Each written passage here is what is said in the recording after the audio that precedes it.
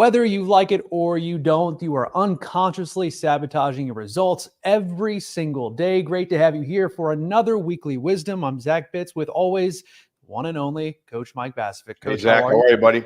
I'm doing well. How are you? Good. Sorry we're late today, folks. But yeah, and folks are sabotaging their results if they're not getting the outcomes they desire, right? If they're not reaching their goals or they're not living the life that they want to live.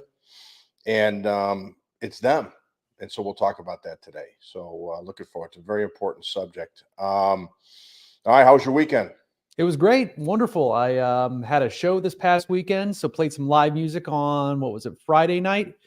That was a lot of fun. And Saturday, just kind of relaxed, and same thing on Sunday. It was great. It was great. What about yours? Yours was great. Mine was great. Hung out with Kel, played some golf. Watched the Bears on their Super Bowl run. They're looking good, buddy. They're looking good. Remember, it's October now. And first time I've been this excited about a Bears team in years. And I pretty much disowned them about a month ago. So anyway, all right, let's jump into it. And, we have to start looking at why we're not getting the results that we're getting in our life. And we just got people have many areas in their life, right? You've got career, you got finances, you've got relationships, significant other, parent-child, friendships. You have health and well-being, and you might have spirituality in there. Whatever it is in your life, whatever areas in your life that are important to you, you should be living them up to your desired specifications, your desired outcomes. So if you have a vision for your life, I want to be in a great relationship, and you don't have that relationship, there's a reason for that. And the reason is you, 100% of the time. And if you want to have a great relationship with money or your career, have a career that's fulfilling, that you have impact and purpose, or you go to work every day and suffer from Monday through Friday and then get 2 days off and do it again, it's you. It's not the career. It's not your boss. It's not your ex. It's not anything. And money's the easiest subject in the world, right? Even though we're conditioned to believe it's the hardest subject in the world. So, but I've learned, Zach, over the years, 30,000 coaching calls with executives and professionals, 5,000 breakthrough calls. The breakthrough call is what people, when they come into our program, it's essentially the call to get them clear on how they're struggling, where they're struggling. So I've got thousands and thousands of case studies of people I work with. And the one thing that I've come back to, that one of the biggest unconscious barriers that stop people from experiencing the life that they want to live is judgment. The J word. Now in Chicago, we use a different J word, but I'm not going to mention it on this live. But this J word, judgment, it's really common. And even in successful people, I literally just spoke with a woman who's a wonderful lady, and I'm going to help her. We're bringing her in the program. She's amazing. And I'm going to give her a brand new life by December. It's October now. And she's had some chaos and trauma in her life. And but she's a rock star. She referred to herself as a warrior, and I agree. She is a warrior. And but the warrior's armor is starting to get dinged and dented and stuff. And she keeps running into people that just don't respect her, that don't value her. And she's accomplished so many things, but she's got so much inadequacy that's built up internally. And that inadequacy, that's the feeling that we're not enough, that we're not valued. And then that turns into that fear, that catastrophizing. What if this happens? What if I get terminated? What if I lose my company? What if I, implode and lose everything I've built up in this world? Or why can't I attract people that respect me, that love me? And when we live in that space for a long time, the judgment increases, and it's a self-judgment. We are conditioned in this world to be critical of ourselves and everything we've accomplished or not accomplished. We're constantly holding ourselves under this microscope that it's an impossible standard to live up to. We think we're supposed to be perfect. We think we're never supposed to make a mistake. We think that we're supposed to get everything done on our to-do list every day and then show up for our family at 6 p.m. full of energy, full of love, full of, and then we rinse and repeat the next day. And we're going to achieve everything we've ever set out to achieve. It just doesn't happen. I haven't met that person yet. And everyone's made mistakes. Everyone has flaws. Everyone has done really stupid things in their life. I was the king of stupid things back in the day. I don't know. It was my official title back about 20 years ago, the king of stupid things. And I would just do some like really like dumb things and say, why would you make that decision? Why would you get in that relationship? Why would you do it? And then guess what happens? You just beat the shit out of yourself constantly because you keep stepping in crap and you clean off your shoes and you step in crap again. And then you're wondering like, why am I continuing to do this? Well, it comes, and a big reason for this, probably the biggest unconscious block that people have is because we're in such a low state of self-esteem, of self-worth. We're criticized, we judge ourselves constantly, that we're in that state of being, we have to take action that mirrors that. And we're also going to be a magnet to attract people to make us feel that way. Does that make sense? It makes perfect sense. And you alluded to it a little earlier, when you take full responsibility for everything and you said it's not the job, it's not them, it's not the relationship, it all comes back to you. And so what you're saying right now essentially is you're not going to get a different result until you change the cause, which is what's going on in here. Always. It's always our state of being. But now think about your life. You have a different state of being in every area in your life. Your state of being is how you think, how you feel, how you believe, and how you act. So if I'm in a state of being of drive and motivation in my career, then that's a state of being of flow, what we call acceptance. If I'm in a state of being of struggle or overwhelm in relationships, then I'm in that state of being or need. A lot of people are in a state of being of need. But think about us constantly criticizing ourselves. You're not good enough. You screwed up. You're a bad person. You're unlovable, right? You don't deserve this. You don't deserve that. Why would you deserve wealth? And when you keep feeding that to your subconscious, the subconscious mind is just a computer without opinion. It gives you what you give it. So subconscious mind is just literally just taking dictation. Sure, Zach, I got it. Okay, we're not worthy. Yeah, I get it. Yeah, you made that mistake here. Let's keep thinking about that and keep obsessing about that, or the fact that you didn't complete item number 30 on your 31 to-do list. And let's beat yourself up, or let's look in the mirror and see what's wrong. And then when we constantly remember, the mind is just taking notes. It's literally on record. When we constantly give that dialogue or those experiences to our subconscious, the subconscious becomes it. So now what does the subconscious do? It puts us in a state of being of inadequacy, for example, or self-judgment. And now the mind, because it's in that state of being, must send us thoughts and beliefs that match that. And then we fail another relationship. We say, see, I just don't deserve it. I'm unlovable. Or maybe time is paid. Maybe it's not in the cards that I'm successful or loved or whatever. And I was the king of blame.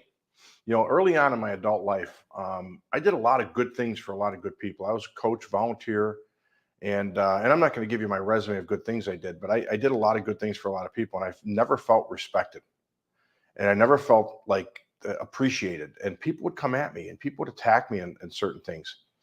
And it wasn't until I realized it was me creating it all through a state of being of need, self-judgment, low self-worth, and that's how I felt about me from my childhood.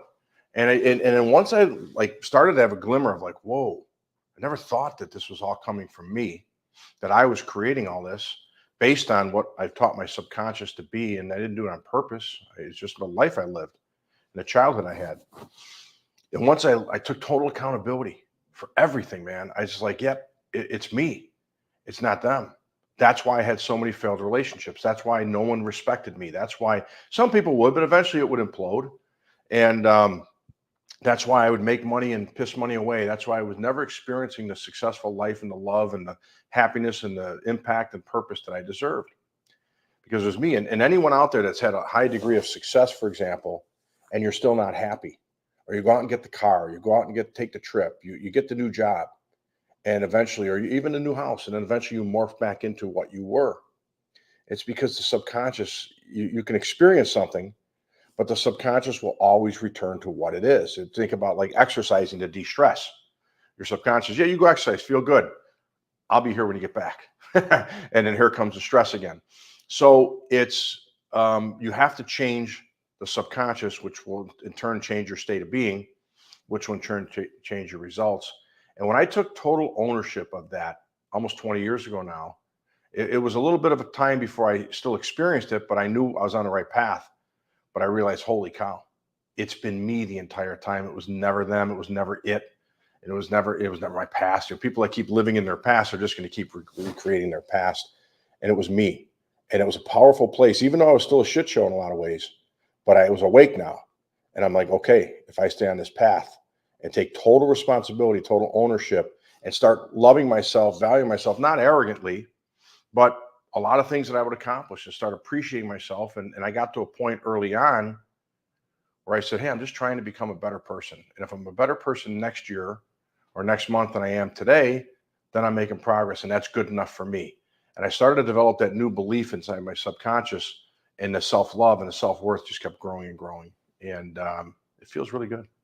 And I'm sure that's a tough pill for some people to swallow, taking that full responsibility, because, you think about people who are high performers, and it's like, well, I can do no wrong, or how do they even get themselves into that position? But regardless, I feel as though that's a struggle for a lot of people to take that full responsibility. Yeah. I use sports as an analogy all the time. Your best athletes, your top performers know they're going to make mistakes. They don't like it. They're pissed off. They feel like crap. We got the young quarterback at Chicago, Caleb Williams. And I love this guy. I think he's a stud. He's supremely talented athletically, but he's a smart guy. And I've listened to him talk, and I watched a clip from his press conference last night. He threw a bad interception yesterday. And he goes, yeah, that was on me. I made a mistake.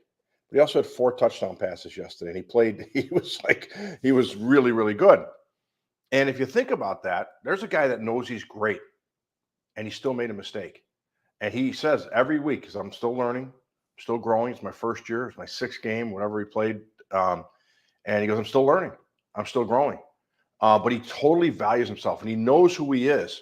And that's a key. You've got to be that person now. But we're going to make mistakes. It's like, if we're trying to hold ourselves to a standard in this life, Zach, that we have to be perfect all the time and mistake-free. And we think like, we've got to be like as good looking as everyone else, and as popular as everyone else, and as financially well off as everyone else. And we keep comparing ourselves to others and other things. And man, you're never going to win. You will always lose that game. And more dangerously, you're teaching your mind that you're inferior. There's always somebody better looking. There's always somebody with more money.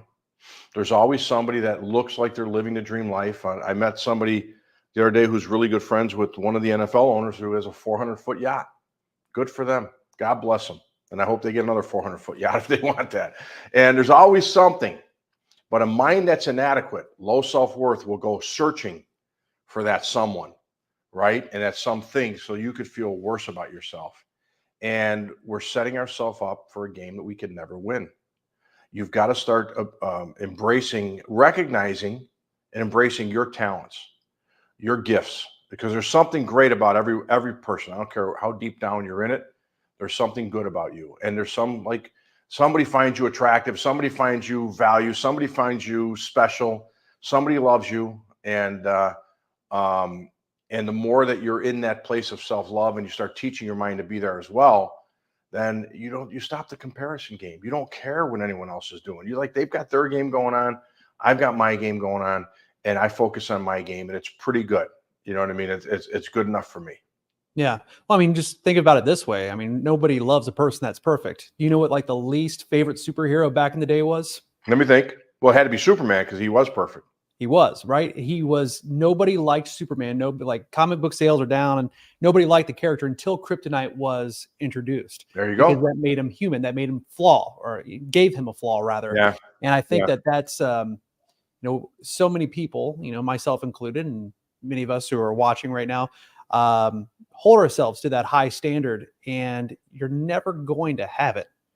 And I think just being okay with that fact, being perfectly imperfect, is what's going to allow you to connect with other people, grow as a person, reach new levels of success in your life. And life never is going to get boring, because you constantly have something to work towards. Yeah, you're 100% right. And, and it's not about being a failure so other people can love you. It's being human. And I don't care. I've worked with the best of the best as clients. I've worked with people that are hugely successful, tremendous resume, you name it, they've done it. and they have their insecurities, they have their flaws too. And there's not a human on this planet that doesn't. I don't care what they're showing you externally. And it's okay, right? This world conditions us to be afraid. It conditions us to be inadequate. It conditions us to we experience some things that don't feel good, and that leaves a mark, and it's okay. And as long as you're committed, in my eyes, if you stay there, you're a victim, right? If you stay there, woe is me, poor me, great, okay. But bottom line, that's your journey if that's what you want to be. But you're not taking ownership of the one thing that you can't change. And and I get it if that's what you want, but if you recognize it and take action, that's all we can do.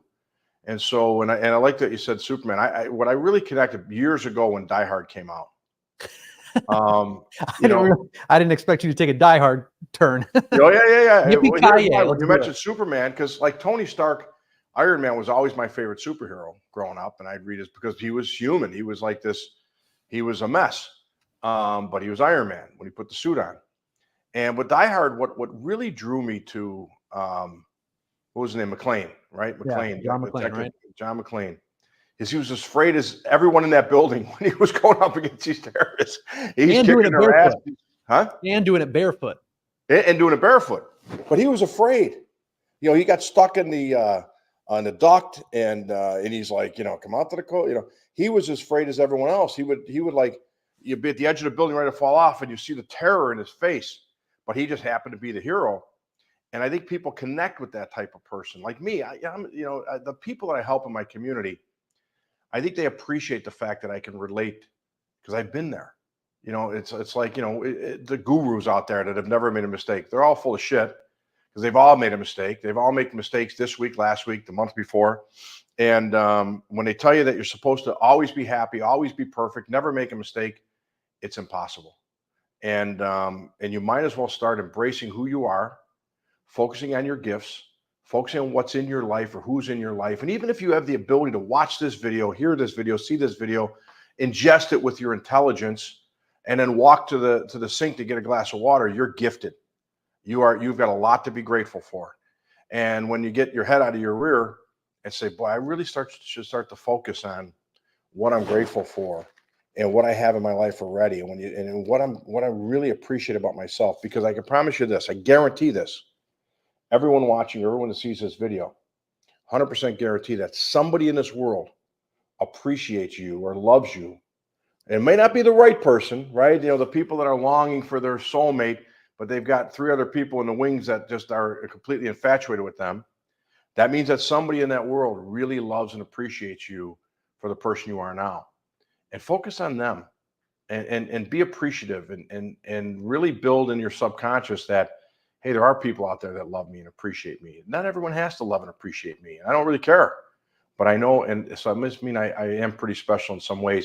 And when you start to foster that humble self-love, not arrogance, not I'm better than everyone else, but that humble self-love, now you're building an environment internally that is going to foster that and create, and then it's going to show you proof. Once you make that new decision, new belief that I am enough, then you're going to start seeing proof everywhere in your life. And it's really a powerful place. And again, I'm sure that's probably tough for some people, again, high performers, to take that in because they'll think, well, that's selfish of me. That's selfish of me to love myself to that extent, right? All right, but I would ask them then, are you a better version of you when you're on fire, when you're in the zone, when you're closing deals, when you're connecting with people, when you're putting things together, people together, or when you're in your head, beating yourself up, lack of fulfilled, on the bedroom floor, wondering what's it all worth, or the pressure so overwhelming that you can't even see straight. Who's the better version? One with a clear mind who appreciates you and you're motivated, inspired, and clear-minded, or the person that's overwhelmed and broken? And I would tell every high performer, I like when Caleb Williams says, hey, that one's on me. I've got some learning to do. I'm going to get better. How do you fault that? That doesn't mean he doesn't care. Just because you don't stress and you don't worry and you don't ruminate in the failures doesn't mean you don't care. It makes no sense. People spend too much of their freaking lives, Zach, obsessing and ruminating about the mistakes. And they'll find people, when you're in a state of being of low self-esteem, you'll attract people in your life that want you to stay in the problem. They want to keep reminding you of the mistakes. They want to keep bringing you back to your past.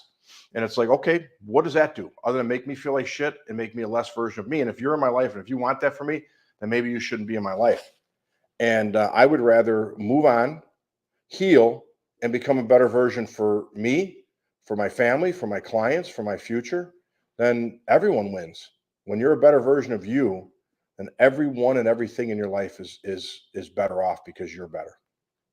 You know what? It's funny that you say that. Something popped up in somewhere yesterday, but talking about how that might be difficult for you to move on past whatever that relationship was. You know, if they're keeping you stuck and leaving you feeling in that negative, toxic way.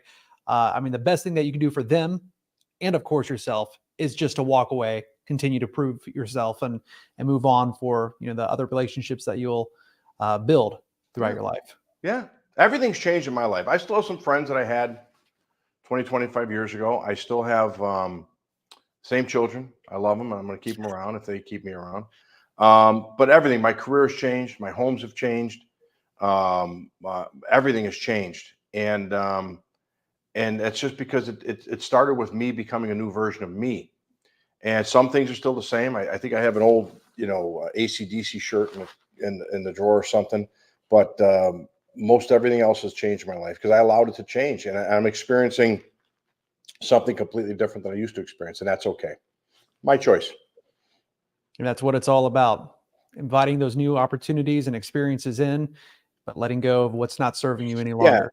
And before we close on this video, Zach, I like, we do a exercise at our live events occasionally. It's all built to build self-esteem. But people in our room, let's say there's 30, 40, 50 people in the room, and they spend a couple days with each other, reception and a couple days, lunches and breakfast, and just chit-chatting through the breaks and things. And they really get to know each other. And then people will talk and then we'll break out in these sessions. And then towards the end of day 2, we'll put Post-its on the wall, and we'll have everyone put one quality they notice about each person. And they're usually like, it's never like this person's stuck up, this person's an idiot, because it's usually like, this person's really resilient, man. They're funny. They're really magnetic. They're really intelligent, resourceful. And all of a sudden these people have these like 30 comments on a sheet of paper of who they really are. And they never think of themselves that way. Humans think of their mistakes. They think of their flaws. They look in the mirror and they see what's wrong. And it's such a powerful exercise, and it's so moving for people to see, like, well, this is really what people think of me. And it's not a BS patronizing, right, or a sycophantic exercise. It's really, designed to get people feeling an understanding of who they truly are. And when they take that Post-it note, I've had people say they framed it and hung it as a reminder, like, this is how people see me. I don't care how I see myself. And the only reason I see myself that way, because I trained my subconscious to believe the bullshit. And it's just not true. So I would encourage everyone to start really recognizing. And if you only come up with a couple the first week, fine. But if you've got 2, 3 good, 4 good qualities, good characteristics, good strengths, focus on that. If you've got a couple good physical qualities that you like about yourself, then focus on that. And start there and watch that subconscious start looking for more. And remind yourself of it every single day. I still have Every day. big giant poster hanging in my closet. So every morning when I brush my teeth, I can see it in the reflection. It's right behind me. So I look at it every single morning. Yeah. As before we wrap things up, just as a reminder for those that are watching live, the replay, if something in today's message resonated with you, like this, share it with a friend, subscribe to the channel. This is something that Coach Mike does every single week, giving you those golden nuggets that can improve your life today, tomorrow, and of course, we'd love to see you here in the community as well. Love that. Yeah, absolutely, guys. And we can always reach out to us, but you're right. The best way we can impact lives is by sharing messages that resonate with you and sharing with other people. And if it resonates with them, wonderful. All right, Zach. Great to be with you as always, buddy. Looking forward to next week. As am I. Take care, everybody.